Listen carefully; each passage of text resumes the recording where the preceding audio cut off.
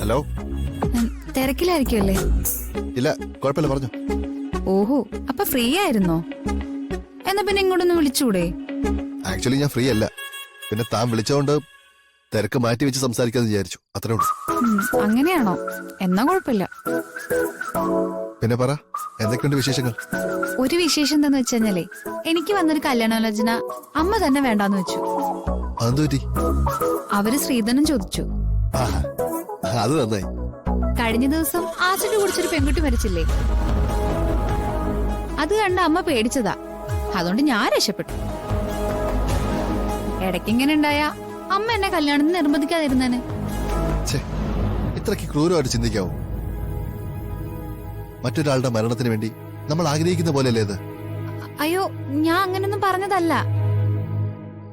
പറഞ്ഞു വന്നൊരു ഫ്ലോയില് അറിയാന്ന് പറഞ്ഞു പോയതാ. എടോ, താൻ പറഞ്ഞ ഈ ആസിഡ് കഴിച്ച് മരിച്ച വിനീത എന്റെ ഫ്രണ്ടിന്റെ സിസ്റ്ററാ.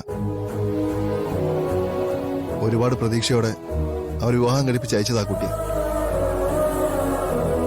അവസാനം ഇങ്ങനൊരു അവസ്ഥ വരുമെന്ന് ആരും കരുതിയില്ല. വലിയ കഷ്ടായി പോയല്ലേ അത്. തന്റെ വീട്ടുകാര് കല്യാണക്കാകുമ്പോ ഇവിടെ വന്ന് ശ്രീധനൊക്കെ ചോദിക്കോ? ഏയ്, ഞാൻ സമ്മതിക്കുമെന്ന് എനിക്ക് തോന്നുന്നുണ്ടോ? എനിക്കൊരു പെങ്ങളുള്ളതല്ലേ. അവളെ വീട്ടിൽ വന്ന് നിൽക്കുന്ന തന്നെ ഇതേ സ്ത്രീധനത്തിന്റെ പേരില. ഒരിക്കലും ആ വീട്ടിൽ അങ്ങനെ ഒരു സംസാരം ഉണ്ടായപ്പോഴേ ഞാൻ അവളെ കൊണ്ട് വീട്ടിൽ നിർത്തി. അത് നന്നായി.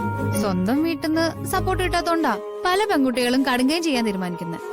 അതെ, അതറിയാവുന്നോണ്ടാ ഞാൻ അവളെ വീട്ടിൽ കൊണ്ട് നിർത്തിയത്. പക്ഷേ അവളുടെ കാര്യത്തിൽ ഒരു തീരുമാനം ആവാത്തോണ്ടാ നമ്മുടെ കാര്യം പോലും എനിക്കിപ്പോ വീട്ടിൽ പ്രൊസീഡ് ചെയ്യാൻ പറ്റാത്തത്. അങ്ങനെ നോക്കിയാ കാര്യങ്ങൾ നടക്കില്ല. അഖിലിന്റെ പെങ്ങളെ വീട്ടിലുണ്ടെന്ന് കരുതി എനിക്കൊരു ബുദ്ധിമുട്ടുമില്ല. നമ്മുടെ കാര്യമൊന്നും വേഗം നീക്കാൻ നോക്ക്.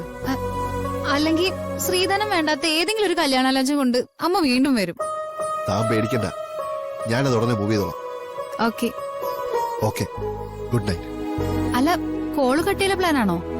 ഹേയ്, അങ്ങനെയൊന്നുമില്ല. താൻ പറ, വേറെന്താ വിശേഷം?